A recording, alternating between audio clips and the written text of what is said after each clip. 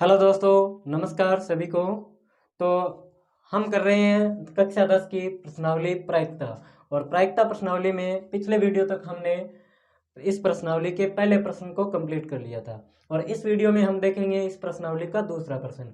और इसमें दे रखा है कि निम्नलिखित प्रयोगों में किन किन प्रयोगों के परिणाम समप्रायिक है, स्पष्ट कीजिए। अब परिणाम समप्रायिक कब होंगे? जब किसी भी घटना के घटित होने और किसी भी घटना के घटित नहीं होने, या फिर मतलब कोई दो घटनाएं दे रखी है और दोनों घटनाओं के घटित होने की प्रायिकता यदि बराबर बराबर है तो उसे क्या कहेंगे? समप्रायिक घटना। अब इसमें पहला दे रखा है कि एक ड्राइवर कार चलाने का प्रयत्न करता है, कार चलना प्रारंभ हो जाती है या कार चलना प्रारंभ नहीं हो पाती। अब देखो इसमें दो शर्तें लागू हो रही है। इसमें पहली शर्त तो ये लागू हो रही है कि ड्राइवर जो है उसको कार चलानी आती है या नहीं, और दूसरी शर्त ये लागू होती है कि कार सही है या नहीं।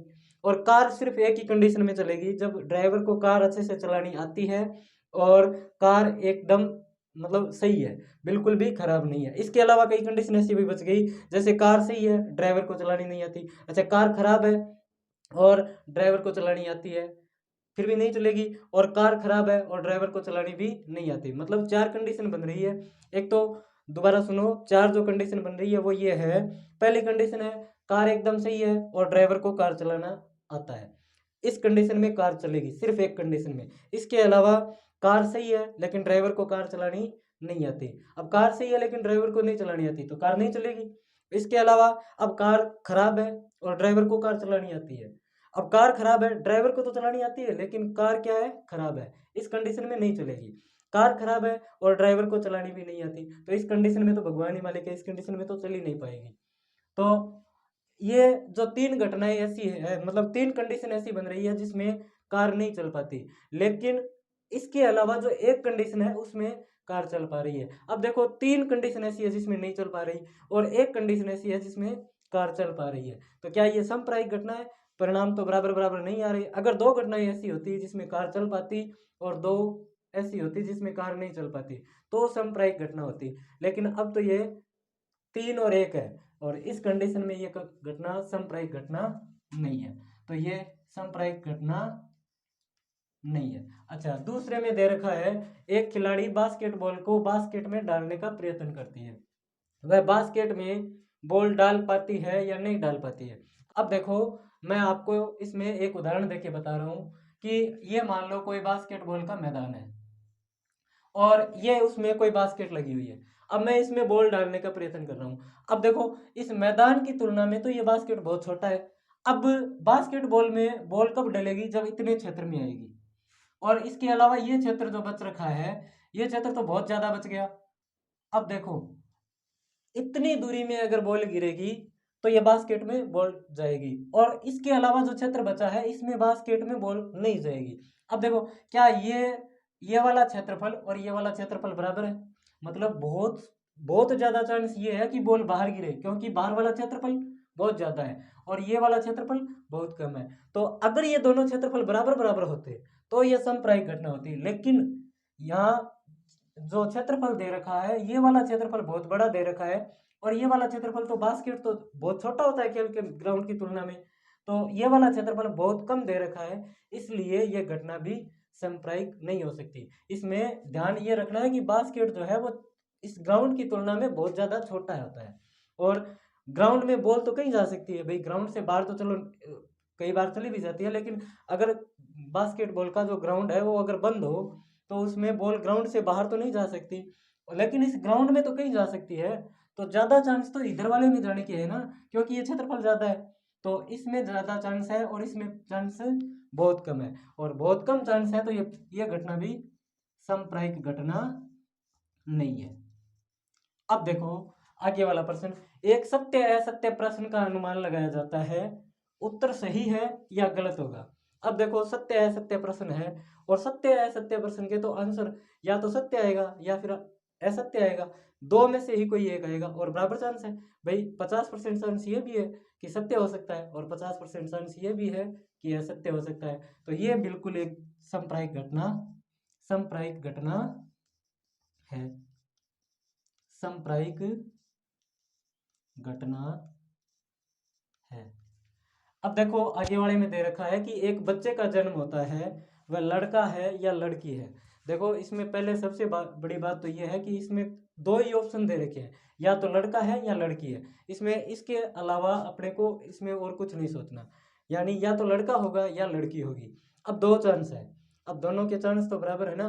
पहले कोई निर्धारित थोड़ी ना होता है कि लड़का ही होगा या फिर लड़की होगी, दोनों के चांस बराबर बराबर है। तो दोनों के बराबर बराबर चांस है, और बराबर चांस होने की वजह दोनों की प्रायिकता मतलब बराबर होगी। दोनों की प्रायिकता बराबर बराबर 1/2 1/2 होगी, और दोनों की प्रायिकता बराबर है, तो ये एक समप्रायिक घटना है। ये भी समप्रायिक घटना है। अच्छा, आगे वाला जो तीसरा क्वेश्चन दे रखा है वो दे रखा है आपके कि फुटबॉल के खेल को प्रारंभ करते समय यह निर्णय लेने के लिए कि कौन सी टीम पहले बॉल लेगी, इसके लिए सिक्का उछालना एक न्याय संगत विधि क्यों माना जाता है।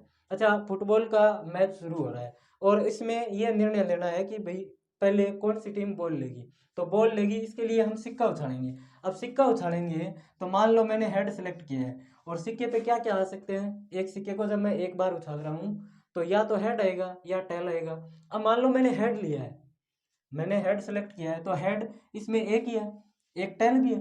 तो हेड एक है तो अनुकूल परिणाम कितने हैं, एक, और टोटल कितने परिणाम आ सकते हैं, दो। तो इसकी प्रायिकता क्या होगी, 1/2। अब मान लो मैंने टेल सेलेक्ट किया है, तो टेल भी तो एक ही आ सकता है, क्योंकि इसमें टेल भी तो एक है।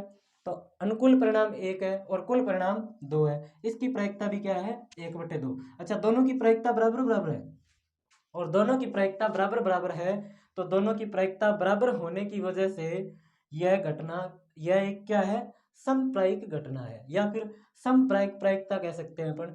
तो समप्रायिक घटना है, मतलब दोनों टीमों के पहले बॉल लेने के जो चांस है वो बराबर बराबर है, इसलिए यह एक न्याय संगत विधि है। अच्छा, इसमें लिखना क्या है, तो इसमें यह लिखना है अपने को कि कौन सी टीम पहले बॉल लेगी, यह तय करने के लिए सिक्का उछालना एक न्याय संगत विधि इसलिए है क्योंकि इस यह एक सांप्रदायिक घटना है, और इसमें दोनों टीमों के पहले बॉल लेने की जो प्रायिकता है वो बराबर बराबर है, इसलिए यह एक न्याय संगत विधि है। बाकी इसमें थोड़ी सी भाषा लिखनी है, और भाषा में एक बार दोबारा बोल रहा हूँ, ध्यान से सुनना कि कौन सी टीम फुटबॉल का खेल प्रारंभ करते समय कौन सी टीम पहले बॉल लेगी, यह निर्णय या यह तय करने के लिए सिक्का उछालना न्याय संगत विधि इसलिए है क्योंकि सिक्का उछालना एक सांप्रदायिक घटना है, और सिक्का उछालना सांप्रदायिक घटना इसलिए है क्योंकि उसमें हेड और टेल आने की जो प्रायिकता है वो बराबर है, इसलिए यह एक न्याय संगत विधि है। अच्छा, आगे वाला क्वेश्चन दे रखा है कि निम्नलिखित में कौन सी संख्या किसी घटना की प्रायिकता नहीं हो सकती। तो इसके लिए तो हम पहले पढ़ चुके हैं कि प्रायिकता का जो मान है वो 0 से लेकर के 1 के बीच में कहीं हो सकता है, लेकिन प्रायिकता का जो मान है वो कभी ऋणात्मक नहीं हो सकता और 1 से बड़ा भी नहीं हो सकता। तो इसमें जो पहला दे रखा है वो 2/3। अच्छा, 2 में 3 का भाग देंगे तो 0.67 के आसपास आएगा शायद, और 0.67 के आसपास यानी मतलब 1 से छोटा और 0 से बड़ा। अच्छा, ये ऋणात्मक दे रखा है 15%। अच्छा, 100% अपने आप में 1 होता है और 0% 0 होता है, तो इनके बीच है, यानी 0 से तो ये बड़ा ही आएगा और 1 से छोटा आएगा, तो ये भी उसी दायरे के अंदर है जो दायरा होना चाहिए। और ये 0.7, ये 0 से बड़ा है और 1 से छोटा है, तो ये भी हो सकता है। लेकिन ये वाला देखो, ये ऋणात्मक दे रखा है, ये ऋणात्मक दे रखा है, और ऋणात्मक वैल्यू प्रायिकता की कभी नहीं हो सकती। तो प्रायिकता का कभी ऋणात्मक मान नहीं हो सकता, इसलिए ये किसी भी घटना की प्रायिकता नहीं हो सकती। और इस वीडियो में हम इतने ही क्वेश्चन करेंगे, आगे वाले वीडियो में हम आगे वाले क्वेश्चन करेंगे। तब तक के लिए धन्यवाद। और ये वीडियो अगर आपको पसंद आए तो अपने दोस्तों तक शेयर भी कर देना, और अगर कोई क्वेश्चन या कोई क्वेरीज अगर आपके रह जाए तो वीडियो के कमेंट बॉक्स में कमेंट जरूर कर देना। धन्यवाद।